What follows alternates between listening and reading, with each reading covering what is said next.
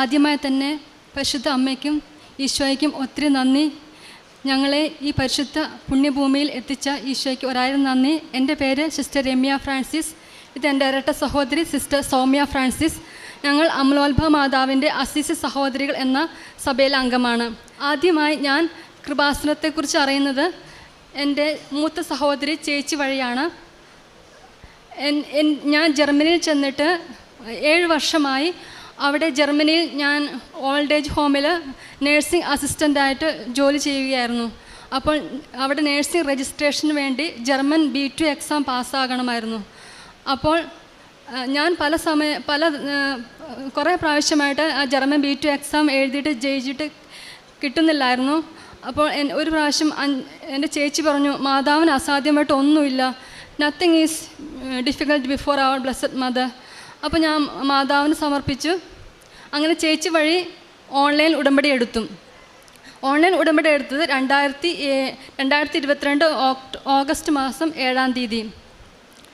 ആ ഓൺലൈൻ ഉടമ്പടിയിൽ എൻ്റെ ചേച്ചിക്കും പലവിധ ബുദ്ധിമുട്ടുണ്ടായിരുന്നു. ചേച്ചി ഷാർജയിൽ അവിടെ ജോലി ചെയ്യായിരുന്നു.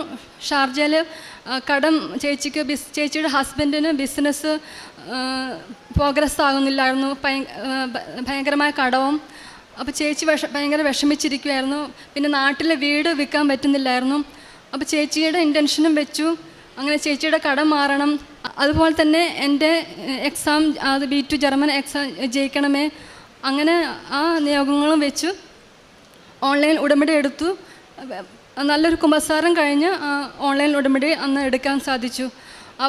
അതുപോലെ തന്നെ അന്ന് തന്നെ ചേച്ചിയുടെ വീട് വിൽക്കാൻ വേണ്ടിയിട്ട് ലൈറ്റ് കാൻ്റെ റിക്വസ്റ്റും ഇട്ടു.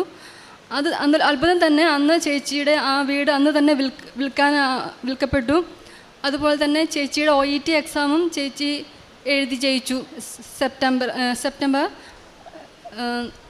ഞാൻ ഓൺലൈൻ ഉടമ്പടി എടുത്തു കഴിഞ്ഞു. പിന്നെ അപ്പോൾ ഞാൻ ഓൺലൈൻ ഉടമ്പടി എടുത്തു കഴിഞ്ഞ് 3 മാസം കഴിഞ്ഞപ്പോൾ, അതിൻ്റെ കാലാവധി കഴിഞ്ഞപ്പോൾ എനിക്ക് ഭയങ്കരമായ വിഷമമായി.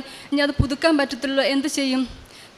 തീർത്ഥാടന ഉടമ്പടി ഇവിടെ വന്നു കഴിഞ്ഞാൽ അത് പുതുക്കാൻ പറ്റത്തുള്ളൂ. അപ്പോൾ ഞാൻ മാതാവിനോട് പറഞ്ഞു, അമ്മ മാതാവേ, ഞാൻ ഈ 3 മാസം ഓൺലൈൻ ഉടമ്പടിയിലായിരുന്നു, എനിക്ക് പുതുക്കാൻ പറ്റുന്നില്ലല്ലോ. അപ്പോൾ ഞാൻ രണ്ടാമതും ഉടമ്പടി എടുത്തതുപോലെ 6 നിയോഗങ്ങൾ മാതാവിൻ്റെ ചിത്രത്തിൻ്റെ പുറകിൽ എഴുതി വെച്ച് 6 നിയോഗങ്ങൾ വെച്ച് എഴുതി ഉടമ്പടി എടുത്തതുപോലെ ജീവിച്ചു. അങ്ങനെ പ്രാർത്ഥിച്ച് ആ വിഷമം മാതാവിനോട് പറഞ്ഞു. അങ്ങനെ എക്സാം എഴുതാൻ പോയി. ഡിസംബർ 9-ാം തീയതി ഡിസംബർ 9, 2022 ജർമ്മൻ എക്സാം B2 അങ്ങനെ മാതാവ് സഹായിച്ച് ആദ്യമായിട്ട് 6ാമത്തെ പ്രാവശ്യമാണ് ആ എക്സാം എഴുതാൻ പോയത്. മാതാവ് എന്നെ ആ എക്സാമിന് തലേ ദിവസം വരെ മറ്റു ദിവസങ്ങളിലൊക്കെ എക്സാം എഴുതിയപ്പോൾ എനിക്ക് ഭയങ്കര ടെൻഷനും പേടിയൊക്കെ ആയിരുന്നു. പക്ഷേ ഡിസംബർ 9-ാം തീയതി ആ എക്സാമിന് പോകുന്ന തലേ ദിവസം വരെ എനിക്കൊരു പേടിയും ഒന്നുമില്ലായിരുന്നു. നേരത്തെ ഉണ്ടായിരുന്ന എക്സാമുകളിലൊക്കെ ഞാൻ ഭയങ്കര ടെൻഷനും ഒക്കെ ആയിട്ടായിരുന്നു പോയത്. പക്ഷേ ആ എക്സാമിൻ്റെ തലേ ദിവസം വരെ എനിക്ക് ഒരു ഭയവും ഒന്നും ഉണ്ടായിരുന്നില്ല. പരിശുദ്ധ അമ്മ മാതാവ് എൻ്റെ കൂടെ വന്നു. ഞാൻ ഉടമ്പടി എടുക്കുന്ന ആ എക്സാം എഴുതാൻ പോകുന്നതിന് വരെ എനിക്ക് എക്സാമിൻ്റെ ടെൻഷനോ ഒന്നുമില്ലായിരുന്നു. ഞാൻ അധികമായി പഠിക്കാനൊന്നും പോയില്ല. അച്ഛൻ്റെ എല്ലാ ധ്യാനങ്ങളും കൂടാൻ, ബഹുമാനപ്പെട്ട ജോസഫ് അച്ഛൻ്റെ എല്ലാ ധ്യാനങ്ങളും കൂടാൻ ഈശോ എന്നെ സഹായിച്ചു. അപ്പോൾ അച്ഛൻ പറഞ്ഞായിരുന്നു, not by merit but by grace. ആ വചനം എന്നെ ആഴമായി എന്നെ ബോധ്യപ്പെടുത്തി. ആ വചനം പറഞ്ഞ് എപ്പോഴും ഞാൻ പ്രാർത്ഥിക്കുകയും പഠിക്കുകയൊക്കെ ചെയ്യുമായിരുന്നു. അപ്പോൾ എക്സാമിൻ്റെ തലേ ആഴ്ച വരെ ഞാൻ പഠിക്കാനൊന്നും ശ്രമിച്ചില്ല. ഉടമ്പടി ആരാധനകളും ഉടമ്പടി ധ്യാനങ്ങളും കൂടാനായിരുന്നു എൻ്റെ ഇൻട്രസ്റ്റ്. അപ്പോൾ ഉടമ്പടി ആരാധനകളും അതൊക്കെ കൂടി ധൈര്യത്തോടു കൂടി തലേ ദിവസം വരെ ആ ഉടമ്പടി ആരാധനകളും ധ്യാനങ്ങളും കൂടി എക്സാമിന് പോയി. പിന്നെ ഒരു സാക്ഷ്യത്തിൽ ഒരു സഹോദരി പറയുന്നുണ്ടായിരുന്നു, വിശുദ്ധ ഉപ്പ് ഉപയോഗിച്ച് നമ്മൾ എവിടെ പോയാലും നമുക്ക് എന്ത് കാര്യങ്ങളും സാധിച്ചു തരും. അപ്പോൾ ആ സാക്ഷ്യം കേട്ട് ഞാൻ എക്സാം ഹാളിലോട്ട് പോകുമ്പോൾ എൻ്റെ കയ്യിലുണ്ടായിരുന്ന വിശുദ്ധ ഉപ്പും കയ്യിൽ പിടിച്ചു. പിന്നെ അവിടെ ഉണ്ടായിരുന്ന എക്സാം ഹാളിൻ്റെ ആ സ്ഥലത്ത് വിശുദ്ധ ഉപ്പ് ആരും ചവിട്ടാത്ത സ്ഥലത്ത് വിശ്വാസ പ്രമാണം ചൊല്ലി ആരും ചവിട്ടാത്ത എടുത്ത് വിതറി പ്രാർത്ഥിച്ചു. അങ്ങനെ കയ്യിൽ വിശുദ്ധ ഉപ്പും പിന്നെ ഇരിക്കുന്ന സ്ഥലത്തും എല്ലായിടത്തും ഉപ്പ് വിതറി, പിന്നെ പ്രത്യക്ഷീകരണ പ്രാർത്ഥന ചൊല്ലി, ഓരോ ക്വസ്റ്റ്യൻ വായിക്കുമ്പോഴും പ്രത്യക്ഷീകരണ പ്രാർത്ഥന ചൊല്ലി അങ്ങനെയായിരുന്നു എക്സാം ഹാളിലോട്ട് പോയത്. അപ്പോൾ ഒരിക്കലും എനിക്ക് ഒരു ആ സമയത്ത് എനിക്കൊരു ഭയവും ഒന്നുമില്ലായിരുന്നു. പല എക്സാമുകളിൽ എനിക്ക് ഭയങ്കര ഭയവും പേടിയൊക്കെ ആയിരുന്നു. പക്ഷേ ആ എക്സാമിൽ എന്തെന്നില്ലാത്തൊരു ആനന്ദവും ഒരു ആത്മവിശ്വാസവും അങ്ങനെയായിരുന്നു. ആ എക്സാം ഹാളിലോട്ട് ഞാൻ കയറിയപ്പോൾ പലവിധ ആകെ വിരലുണ്ടാകുന്ന പിള്ളേരെ ഉണ്ടായിരുന്നുള്ളൂ എക്സാമിന്. അപ്പോൾ ഞാൻ എക്സാം ഹാളിലോട്ട് ഇരുന്നപ്പോൾ ആ എക്സാമിനായിട്ട് വന്നത് മാതാവിനെ പോലെ കാണുന്ന ഒരു പർദ്ദയിട്ട ഒരു ചേച്ചിയായിരുന്നു. അപ്പോൾ ശരിക്കും ആ മാതാവ് എന്നോട് സംസാരിക്കുന്ന പോലെ എനിക്കൊരു ടെൻഷനിൽ ആ ചേച്ചിയുടെ പുഞ്ചിരി കണ്ട്. അത് കഴിഞ്ഞിട്ട് എല്ലാവരും എക്സാം ഹാളിലോട്ട് പോയി. പലവിധ ആവശ്യങ്ങളായിട്ട് എക്സാം ഹാളിലുള്ളവർ, എൻ്റെ കൂടെ എക്സാം എഴുതിയവർ പലവിധ പുറത്തോട്ട് പോയപ്പോൾ ഞാൻ തന്നെയായിരുന്നു ആ എക്സാം ഹാളിൽ. അപ്പോൾ അവിടെ ഉണ്ടായിരുന്ന എക്സാം ഹാളിൻ്റെ ഗേറ്റിലായിട്ട് ഒരു സഹോദരൻ വന്നു. സിസ്റ്റർ B2 എക്സാം എഴുതാൻ ആണോ എന്ന് എന്നോട് ചോദിച്ചു. ഞാനപ്പോൾ പറഞ്ഞു അതെ സാർ. അപ്പോൾ ആ ചേട്ടൻ എൻ്റെ മുഖത്ത് നോക്കി ഇങ്ങനെ പുഞ്ചിരിച്ചു. All the best sister, you will pass, ജർമ്മനിൽ എന്നോട് പറഞ്ഞു.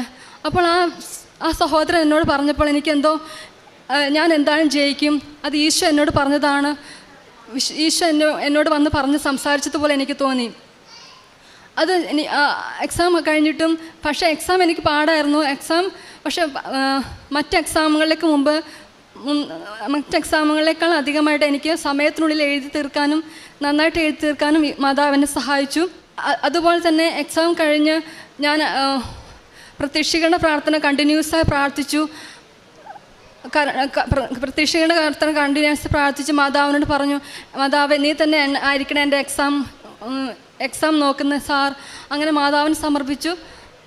അതുപോലെ തന്നെ എക്സാമിൻ്റെ റിസൾട്ട് വരുന്നതിന് മുമ്പായിട്ട് ഞാൻ ഓരോ ദിവസങ്ങൾ എണ്ണിക്കൊണ്ടിരിക്കുമ്പോൾ എന്നും പ്രത്യക്ഷീകരണ പ്രാർത്ഥന 33 പ്രത്യക്ഷീകരണ പ്രാർത്ഥന എന്നും ചൊല്ലാൻ ശ്രമിച്ചു. മാതാവിന് സമർപ്പിച്ചു.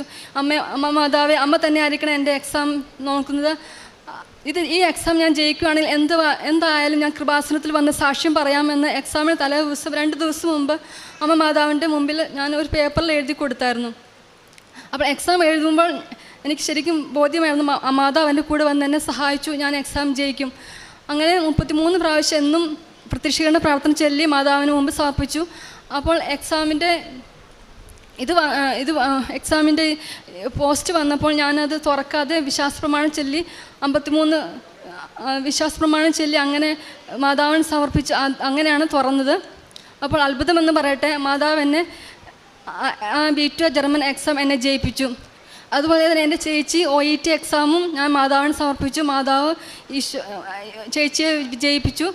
അതുപോലെ തന്നെ അവിടുന്ന് കടം മാറി അയർലൻഡിലോട്ട് പോകാനും ചേച്ചിയുടെ വീട് വിൽക്കാനും ഒക്കെ സഹായിച്ചു. അതുപോലെ തന്നെ എന്നോട് പ്രാർത്ഥനാ സഹായം ചോദിച്ച പലവർക്കും ഞാൻ പ്രാർത്ഥിച്ച് ലൈറ്റ് കാൻഡ് റിക്വസ്റ്റ് ഇട്ട് പ്രാർത്ഥിക്കുന്നതെല്ലാം മാതാവ് കേട്ട് അതിനുള്ള ഉത്തരം നൽകി അവരെ സൗഖ്യപ്പെടുത്തുന്നതായിട്ട് എനിക്ക് തോന്നിയിട്ടുണ്ട്. മറ്റുള്ളവർക്ക് വേണ്ടി പ്രാർത്ഥിക്കാനുള്ള കൃപ നൽകി അവരെ മറ്റുള്ളവരെ ഈശോയിലോട്ട് നയിക്കാനും ഈശോയ്ക്ക് വേണ്ടി പ്രാർത്ഥിക്കാനും മാതാവിനോട്ട് അടുക്കാനും കൃപ നൽകി. അതുപോലെ തന്നെ വിശുദ്ധിയിൽ ജീവിക്കാനും കൂടുതലായി ഈശോയെ സ്നേഹിക്കാനും വിശുദ്ധ കുമ്പസാരത്തിനായിട്ട് എങ്ങനെയാണ് ഒരുങ്ങേണ്ടതെന്നും എപ്പോഴും നമ്മളെ എപ്പോഴും വിശുദ്ധിയിലായിരിക്കാനും മാതാവ് എന്നോട് പറയുന്നത് പോലെ തോന്നി. അതുപോലെ തന്നെ എൻ്റെ കാരുണ്യ പ്രവർത്തികളെന്ന് പറഞ്ഞത് ഞാൻ ആയിരിക്കുന്ന കമ്മ്യൂണിറ്റിയിലെ എൻ്റെ സിസ്റ്റേഴ്സിനോട് അവരോട് ആയിരിക്കുന്ന പോലെ സ്നേഹത്തോട് പെരുമാറാനും അങ്ങനെ ഞാൻ ശുശ്രൂഷിക്കുന്ന പേഷ്യൻസിനെ കാരുണ്യത്തോടെ നോക്കുവാനും ഒക്കെ ആയിരുന്നു. അവിടെ ആയിരിക്കും പത്രം കൊടുക്കാനും അങ്ങനെ കാരുണ്യപ്രവൃത്തി ചെയ്യാനും ജർമ്മനിയിൽ അങ്ങനെ അവസരം കിട്ടാത്തപ്പോൾ ഞാൻ നോക്കുന്ന പേഷ്യൻസിനെ എത്രമാത്രം കാരുണ്യത്തോട് പെരുമാറും അവരോട് അങ്ങനെ അതൊക്കെയായിരുന്നു എൻ്റെ കാരുണ്യപ്രവൃത്തികൾ. പിന്നെ അവിടെ കോൺവെൻറ്റിൽ അടുത്ത് തന്നെ ഒരു സിമിത്തേരി ഉണ്ട്. ഞാൻ പറ്റാവുന്ന ദിവസങ്ങളിലൊക്കെ ഓഫുള്ള ദിവസങ്ങളിലും എപ്പോഴും സിമിത്തേരി സന്ദർശിച്ച് ശുദ്ധീകരണ ആത്മാക്കൾക്ക് വേണ്ടി പ്രാർത്ഥിക്കുക. അതൊരു കാരുണ്യപ്രവൃത്തിയായിട്ട് ഈശോയെ സ്വീകരിക്കണമേ. എനിക്ക് വേറെ കാരുണ്യപ്രവൃത്തികളൊന്നും ഇല്ല. അപ്പോൾ അങ്ങനെ കാരുണ്യപ്രവൃത്തിയായിട്ട് ശുദ്ധീകരണ ആത്മാക്കൾക്ക് വേണ്ടി പ്രാർത്ഥിക്കുക. അതെൻ്റെ ഇൻഡക്ഷനായി പറ്റാവുന്ന ദിവസങ്ങളൊക്കെ നിയോഗങ്ങൾ വെച്ച് വിശുദ്ധ സിമിറ്ററി സന്ദർശിച്ച് അവർക്ക് വേണ്ടി പ്രാർത്ഥിക്കാനായിട്ട് ഞാൻ പരിശ്രമിച്ചു. അതുപോലെ തന്നെ ചേച്ചിക്ക് OET എക്സാം ജയിച്ചതും ചേച്ചി ഓൺലൈൻ ഉടമ്പടി എടുത്ത് ജയിച്ചത് അതും ഇവിടെ വന്ന് സാക്ഷ്യം പറയാൻ ചേച്ചിക്ക് കഴിഞ്ഞില്ല. ചേച്ചിക്ക് അയർലൻഡ് പെട്ടെന്ന് പോകേണ്ടി വന്നു. ചേച്ചി ഇവിടെ വന്ന് സാക്ഷ്യം പറയുന്നതായിരിക്കും. ചേച്ചിക്ക് വേണ്ടിയും ഞാൻ സാക്ഷ്യം പറയുന്നു. അതുപോലെ എൻ്റെ സിസ്റ്റർ സൗമ്യ ഫ്രാൻസിസും ഓൺലൈൻ ഉടമ്പടി എടുത്തു. സിസ്റ്ററും എനിക്ക് വേണ്ടി പ്രാർത്ഥിച്ചു. എല്ലാവരുടെയും പ്രാർത്ഥന കൊണ്ടും അതുകൊണ്ടൊക്കെയാണ് ഈശോയോടും മാതാവിനോടും കൂടുതൽ അടുക്കാൻ സാധിച്ചു. ഒത്തിരി നന്മകളും കൃപകളും നൽകിയ പരിശുദ്ധ അമ്മയ്ക്കും ദേവമാതാവിനും ഒരായിരം നന്ദി. പരിശുദ്ധ അമ്മയുടെ മധ്യസ്ഥ സഹായത്തിലേറെ പ്രത്യേകിച്ച് ജർമ്മൻ പരീക്ഷ B2 എഴുതി ജയിച്ചു എന്നുള്ളതാണ് സാക്ഷ്യം. അപ്പം അതിൽ ഉടമ്പടിയിലേക്ക് കടന്നു വരുവാനായിട്ട് മൂത്ത സഹോദരി അതിനൊരു കാരണമായി. ഉടമ്പടിയിൽ ഓൺലൈൻ ഉടമ്പടി എടുത്തു എന്നുള്ളത് കാരണം ഏറെ പ്രത്യേകിച്ച് ഇവിടെ എത്തിച്ചേരാൻ പറ്റാത്തവർക്ക് വേണ്ടി നമ്മൾ ഏറെ പ്രത്യേകിച്ച് കോവിഡ് സമയത്താണ് ഈ ഓൺലൈൻ ഉടമ്പടിയും ലൈറ്റ് ക്യാൻഡിലും ഒക്കെ ആരംഭിക്കുന്നത്. പക്ഷേ ഇന്നും ഓൺലൈൻ ഉടമ്പടി എടുത്ത് ഒരുപാട് പേര് ഇവിടെ സാക്ഷ്യം പറയാനായിട്ട് ഇതിനകത്ത് പുറത്ത് ഉള്ള ആൾക്കാർ ഇവിടെ അവധിക്ക് വരുമ്പോൾ സാക്ഷ്യം പറയാൻ എത്തുകയും അവർ തീർത്ഥാടന ഉടമ്പടിയിലേക്ക് ലൈഫ് മാറ്റുകയും ചെയ്യുന്നുണ്ട്. അപ്പം മാതാവ് തൻ്റെ പ്രത്യക്ഷീകരണത്തിൻ്റെ സാക്ഷികളെ ലോകത്തിൻ്റെ വിവിധ ഇടങ്ങളിൽ നിന്ന് ഇവിടെ എത്തിക്കുന്നത് പോലെ ഓൺലൈൻ ഉടമ്പടി ഒരു മാതാവിൻ്റെ കരം പോലെ വർത്തിക്കുന്നതായിട്ട് നമുക്ക് സാക്ഷ്യങ്ങൾ പരിശോധിക്കുമ്പോൾ മനസ്സിലാവും.